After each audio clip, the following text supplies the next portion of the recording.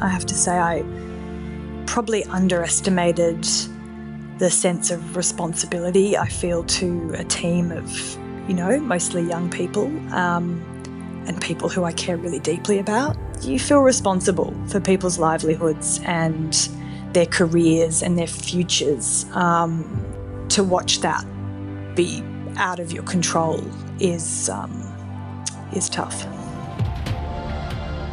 This is the Deep in the Weeds podcast. I'm Anthony Huckstep.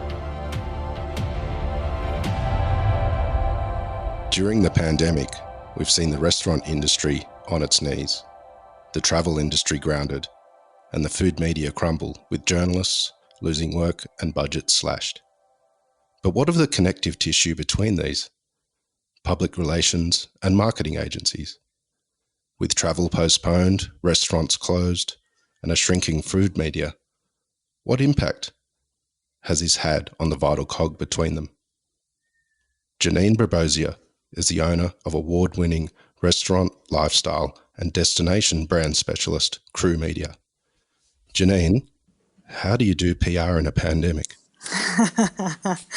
Hi, Huck. I think the answer is that you do a lot of things that aren't just straight PR during a pandemic, that just help your clients survive and also help your team stay interested and engaged and as positive as they possibly can be when they're hearing a lot of sad stories from clients that they dearly love. Well, that's interesting that you just mentioned about ensuring that your clients survive, but you've been sort of battling to make sure your company survives as well. Yeah, we have. It's funny. We actually thought we were quite a diversified business going into this. We started very much in the restaurant space, and while that still makes up a huge percentage of our business, we also moved into wine and into products that are all restaurant and food related, and then also into travel and destination. But all of those industries were hit. So really 80% of our client base was severely affected, and that translated directly to our business, and was almost, we're part of the industry. That's how we see ourselves. So we felt the effects exactly the same way, really. What was the impact on staff and the way that you run your business in that sort of that period when all of those sectors shut down?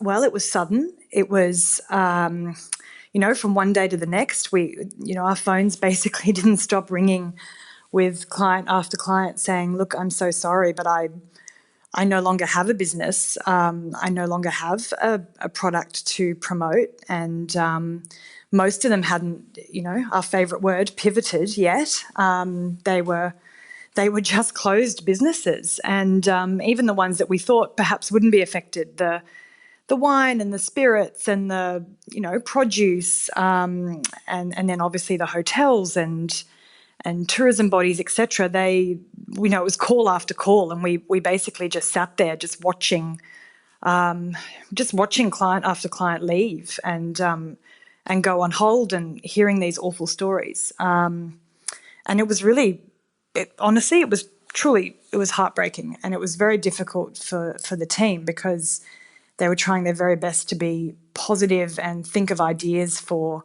their clients, but knowing that, none of us knew. And our business was also fighting for survival. Well, still is fighting for survival. So it was a really, while it was an inspiring time to then see them move into that phase of pivoting and helping them do that, it was also a really, I think we felt quite angry. We felt angry on behalf of our clients, and the way this industry felt so particularly targeted. It just felt, it didn't feel fair. We kind of, I guess we're in the privileged position of seeing how our clients run in a very detailed way. We kind of understand all of their challenges. We hear daily how hard they work, how low their margins are, how much they care for their teams. it's, it was really, it wasn't a great feeling. And then we started to see the inspiring stuff. We started to see them rise up, and after that initial few days or weeks of paralysis, the amazing things started happening, and we just rallied and just got stuck in, and we're basically on the phone 24/7 to clients, just saying, okay, how do we now do this? What do you need from us? How can we be all the things you need us to be? And learning new skills fast, really. Has this period of time changed the way that you operate as a business and the way that you deliver that sort of brand specialization and PR to the market? It hasn't changed in terms of us walking away and saying, gosh, now we need to work with vacuum cleaners and industries that are not affected. We are still specialists, and we will never not be, ever. It's a tough time to ride, but we feel we're part of the industry, so there's no walking away from it. There's no pivoting our business model to work on a different category. We are restaurant and hospitality PRs, and we'll never be anything else. So in that way, it hasn't changed anything. We have the same kinds of clients, and many of whom we've worked with for, nearly a decade. But does it mean we have to be more diversified? Yeah, absolutely. We're doing so many things that we've never done before. Really anything to do with our clients' communications. We're helping them with their staff comms, their crisis comms, their, direct to customer communication, their social media, obviously, their websites, their media buying, basically whatever it takes to keep them going, keep them in their communities, sort of front of mind, really. I think a lot of people that aren't in the PR game just think that it's about press releases and facilitating exclusive stories, but there's much more to it. Can you give us an idea of what it might take for a client and the role that you play in delivering their message? Yeah, I think, look, essentially we see ourselves as an extension of our client's business. So we certainly, while media relations is definitely part of what we do, and it probably used to be a much bigger part. When I started this 10 years ago, media relations was, probably most of what we did. But as everyone knows, the advent of social media and of just the way we communicate and how much content there is out there, it's not just about media anymore. So our job is to communicate really the heart and soul of what our clients do, across any channel, no matter what it is, whether that's, as simple as flyers and EDMs to their customers, email marketing, all the way through to what they're saying to media and how that message comes across in media. We're there to help them create their brand or communicate their brand, but also protect. I think that's also really important.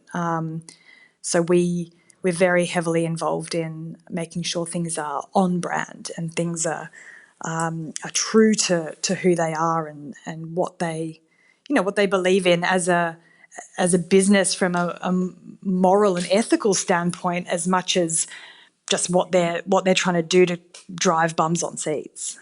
As you alluded to just a bit earlier, Crew Media, it's 10 years. I think this August, you told me before we started recording this. Yeah. How much has the media and restaurant industry changed in that time for you? A lot. A lot. Everything has got faster. That is for sure. Media, I guess if you look at media, we're all very aware of the changes to the media landscape. Again, they've been pretty heartbreaking in so many ways. We've seen magazines and newspapers and any number of outlets and really talented journalists just lose their jobs, not just through this pandemic period, but before. I mean, back in the days, I was back at ACP. We thought that was the beginning of the end, in terms of ad revenues dropping and things just being a lot more competitive and a lot tighter, and that's just continued, to a point that you don't think it can get any worse, and then it does. But at the same time, there's all these other channels. There's so many things that we all have to be aware of that mean that it's not just about being on top of media and knowing what's happening there. It's also social media and podcasts and radio and outlet. So many outlets really. So that's been a huge change, and then restaurants themselves and hospitality. I mean, it's just so competitive. And there was a time where you were a new restaurant and you were reviewed favourably, and you could expect to be busy off the back of that. And that's not the case anymore. We have to be across so many different channels to make sure that there's even cut through in people knowing that a restaurant exists, let alone thinking that they should go there over the myriad others that exist. So it's a huge change. PR sometimes has to calm a difficult situation, and you also need to try and get the best outcome for your client, but also manage the ego and rivalry of competing titles as well. How do you manage that? Like, how do you do that? Oh, sometimes not as successfully as we'd Always like. wanted to ask you that. Yeah, thanks. God, I mean, there's been many times I've ended up in people's bad books, I think, basically unknowingly, not knowing that I've done something to offend, or a story has landed somewhere that somebody else wanted, or an embargo's been broken, or it can be political, and it's certainly very difficult to keep everybody happy, and also manage what the client wants. In the end, the client is also, we can advise and we can say this is the channel we think is best for you, but the client might say, no, all I want is X title, or I'm not interested in giving this story to media first. I just want to own it on my channels. Or, there's so many things that the client also feels are important. So we've got to weigh that up. And in the end, it's their business. So we can recommend, but if a client favours a title or an outlet or channel over another, then we also have to go with that. And frequently we bear the brunt of a lot of unhappy people in terms of our decisions. So it's really, you kind of, you're a bit of a diplomat. I think we try to be diplomats when we're talking to media and clients, and just try and keep everyone as happy as we can, but also get the right result. It's not just about keeping people happy. In the end, these are living, breathing businesses, and they need to do what's best to survive. And I think sometimes that gets lost. This is not just a game. It's not just about awards and rankings. And, I think that's come really into quite sharp relief in the last few months. I think it's really caused people to sit back and say, gosh, these are people's livelihoods, and they're feeding a lot of mouths, literally, their staff and the people, their customers, they're responsible for a lot of people's well-being. And it's not a game. It's serious. So I think while what we do can sometimes be seen as, maybe a nice to have, or a bit frivolous, I think what we've realised is, in the end, our job is to help these businesses survive the best way possible, and not be led too much by fear of backlash from a media standpoint. We have to do what is best for them to keep their doors open. We met quite a long time ago, sort of mid-2000s, and I remember we were both reviewers on the Good Food Guide at the time. And you also have the magazine background, and you also have a husband that works in the restaurant industry. Why is the restaurant industry such an industry that draws you in? What do you love about restaurants and the industry? Oh gosh, so much. I mean, it probably it sounds quite normal, I think, nowadays that people are in love with restaurants. I think since you and I started out, a lot of the time PRs were associated with fashion or with entertainment or all these other industries, but restaurant PR wasn't really a thing. When I started out, there were restaurants engaging PRs. There are people like the amazing Monica Brown, who's been around, for a long time. That it's definitely not a new thing, but I think I was drawn to it from, I grew up reading Gourmet Traveller and just so excited for Every Good Living, as it was then called, to come out, and just kind of devouring that, all of those media channels about restaurants. I really fell in love with it. I guess like many girls would fall in love with fashion or with film or anything else. I was just so drawn to it. And then I worked at Gourmet Traveller as a coordinator, right down at the bottom, and it was a kind of a dream come true for me. I just loved being surrounded by these people who wrote about food and knew everything about food and styled the pages and knew about restaurants. And I spent all my spare cash going to restaurants. It was what I loved. And I think then meeting Chris, my husband, who's a sommelier, and we both fired up each other's passion for it. I loved hearing from him how things worked behind the scenes, and really seeing him work his way up in restaurants. It was really exciting for me to kind of see restaurants then start to get the credit we kind of all felt they were due. So it's sort of now people are really passionate about restaurants and about chefs. But 10, 12, 15 years ago, it was a bit of a novelty. Like, it wasn't what people talked about. It wasn't water cooler conversation. It was sort of the advent of things like MasterChef that took chefs and restaurants into another zone where people started to see them as artists and craftsmen, and just be fascinated by how a restaurant ran and what food said about a culture and a place. I'm never happier than when I'm sitting in a restaurant. And I think, as we all saw in the pandemic, like, it just was a huge piece of my life that was gone, not being able to do that. It seems almost ridiculous, but it actually affected my soul. I guess I realized just how important that place is to me. It is my other place. It's what I love.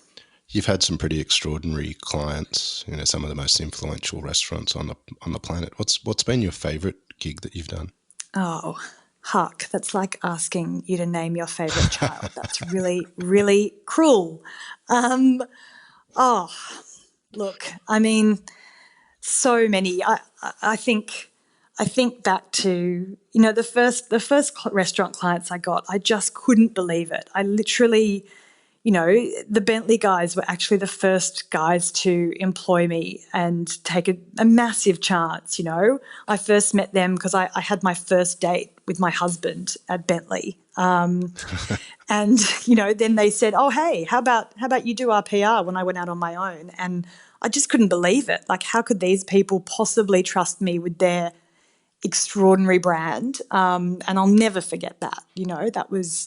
That was amazing to me. And then working with Matt Moran on the opening of Chiswick, and that was a real moment too. That was a restaurant unlike any that Sydney had at that time, and it became, that place where, so many interesting people came, and it was it was such a lively place. That was, also an amazing moment. And now, working with those clients still 10 years on, like that feels pretty special.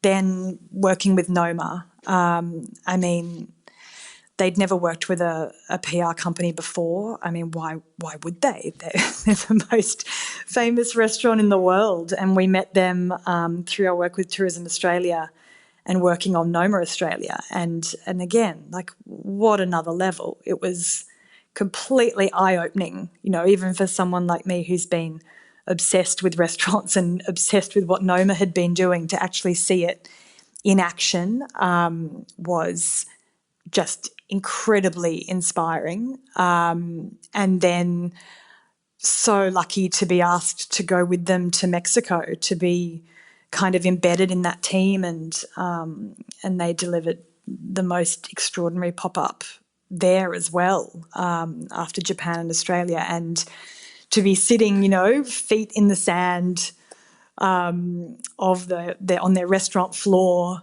for weeks on end, watching how they worked and the effort that went into that, and the care and the ups and downs of it. And I mean, that was extraordinary.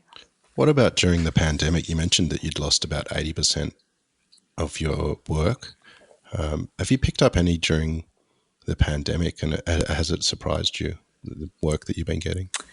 Yeah, I mean, look, we've picked back up clients, which has been amazing. I mean, really heartening, I have to say, like people who we tried to help out during the pandemic as best we could, and who said, as soon as we're able, we'll come back and we'll pay you and we'll be clients again. And they've been good to their word, and have seen us as, we're a supplier, like their meat supplier, or their wine supplier, or their cheese guy. We're the same, and they've kind of honoured that and come back and supported us. That's been amazing and surprising. I really didn't think a lot of them would be able to come back, and they have. They've invested with us again, which has been just really quite humbling and beautiful. I'll never forget it. I've really, it's just like starting out again. You never forget the people who've taken a chance on you.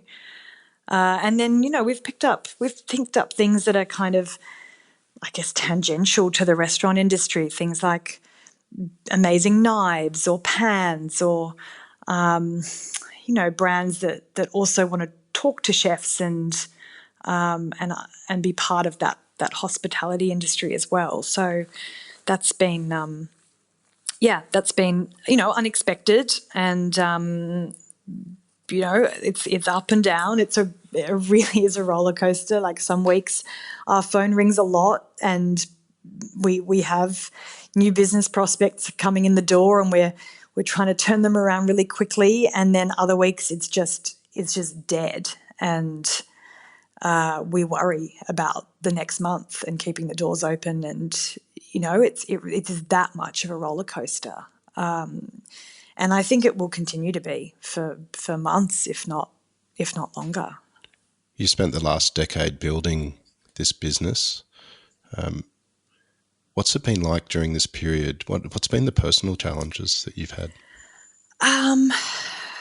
Huge, hugely challenging. I have to say, I probably underestimated the sense of responsibility I feel to a team of, mostly young people, and people who I care really deeply about. And, we've been I stood up, when this first hit, and we were just hemorrhaging. And I had to write, I had to write a speech to kind of get through telling them what was happening. And I couldn't get through it. I found it really, really difficult, to tell a team of people who, have placed a lot of trust in me, just how bad things were, in a business that has been run very conservatively, and, we've never had any investors or, outside sources of income. We've just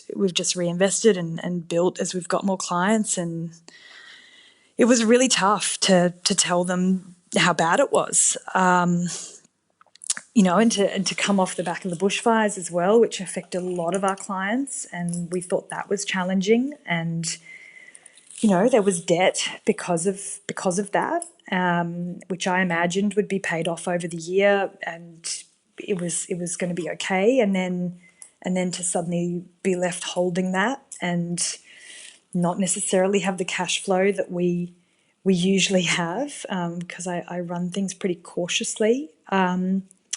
It was really gutting, to stand people down. Like, I never in my life thought that I would have to stand people down, who were doing great work and so invested in their clients, and great people, who we'd been training for years. It was gutting.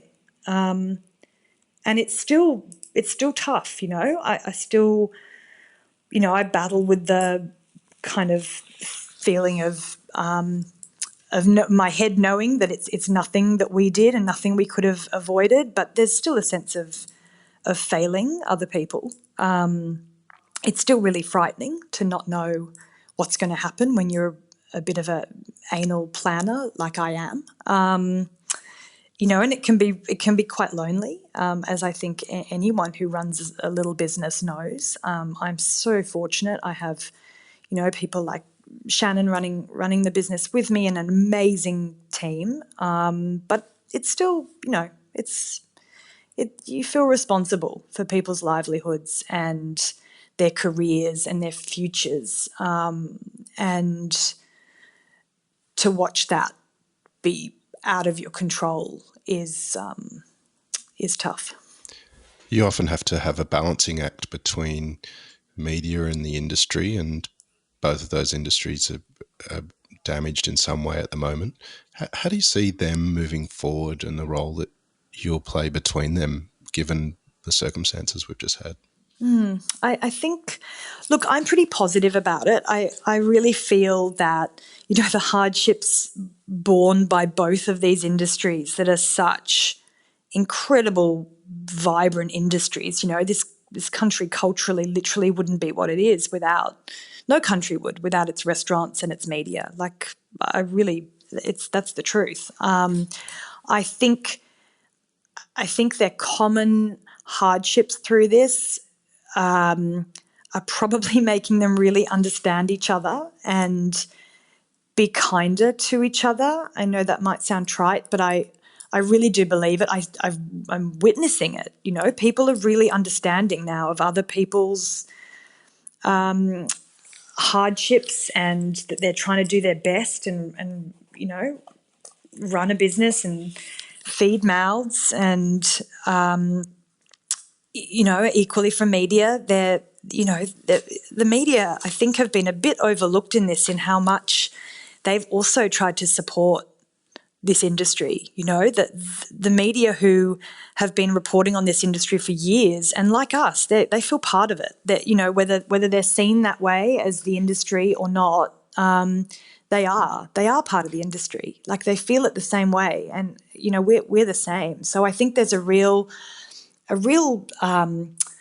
it's been a bit of a come to Jesus. I think it's a time for people to be quite honest with each other, to show support, lend a hand, take a bit of the pressure off. It's been a very pressured, food media. I think if we're talking about food media specifically, it's been, there's been so much pressure for them as well to get the exclusive, to, they've had enormous pressures to keep up with, hot lists and top 100s and guides and hat systems and awards. It's a lot, and a lot of pressure on media, and so much pressure on the restaurants. I think it's been quite a fraught system, very tough on an industry to get judged so harshly and consistently.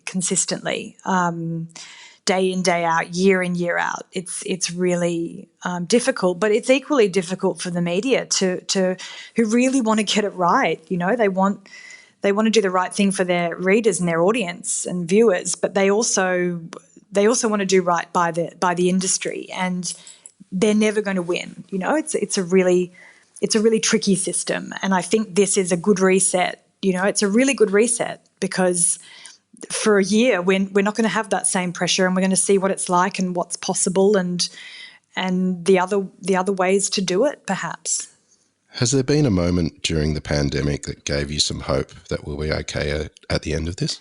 Oh, so many moments. I mean, you know, I think you've seen fighting spirit, you know, from so many people. I mean, this industry is just so hard hit, you know, and I have so many days where I just feel it's so unfair and I feel kind of exhausted by it.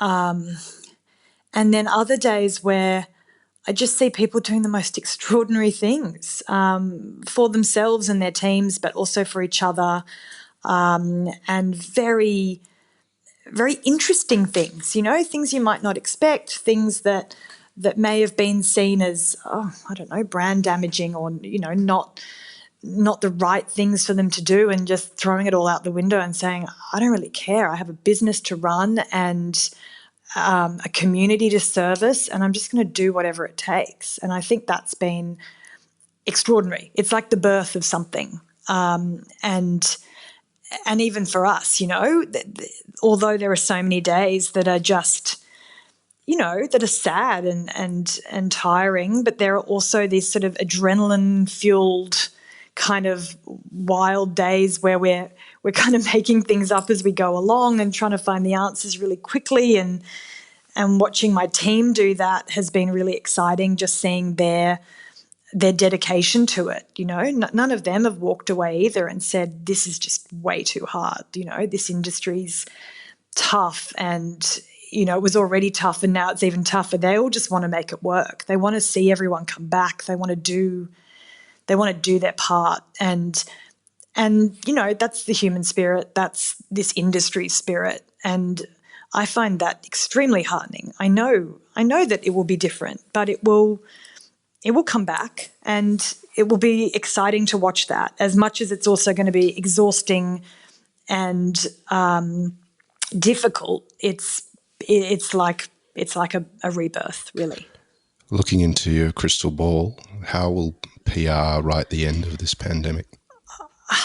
I think in many ways this has made us even closer to our, you know, our partners, our clients, the people that we see as partners, and hopefully have seen us that way during this, you know, we've been someone to lean on, someone to advise, someone to cry to, someone to understand how tough it is. You know, we've been asked questions we never thought we'd be asked, and asked to solve things we never imagined would be problems. And that's the stuff actually we love. I think if people can use us as true partners, use good PRs as true partners, it's not just about media relations, and it's not about the perceived glitz and glamour of it. It's, you know, the parties, the events, the influencers, the whatever else people's perception of PR is. You know, in the end, we're brand strategists. We're people who want to build and protect brands and businesses. And I truly believe that, you know, if we've done our job properly, then people will see us as even more vital, and may use us differently. And that's great. You know, I think, is PR the right word for it anymore? I don't even know. I mean, what are we? We're advisors. We're strategists. We're comms managers. We're whatever we are. I think whatever we are is insiders who understand businesses and want to find solutions. And if that's the way we can be used, then all the better, really. Well, what you are is a consummate professional and amazingly passionate about what you do. Loved having you on Deep in the Weeds and really appreciate your time. Keep in touch. Thanks, Huck. And look forward to bumping into you for a drink. Might be a bit glitz and glamoury, very PR. Gosh, I hope so. Maybe in a restaurant. Geez, that would be nice, wouldn't it? Oh, wouldn't that be so nice? That would be so nice. Thank you, Huck, and thanks for everything you're doing too. Awesome. Thanks, Jeanine. Talk soon. This is the Deep in the Weeds podcast. I'm Anthony Huckstep.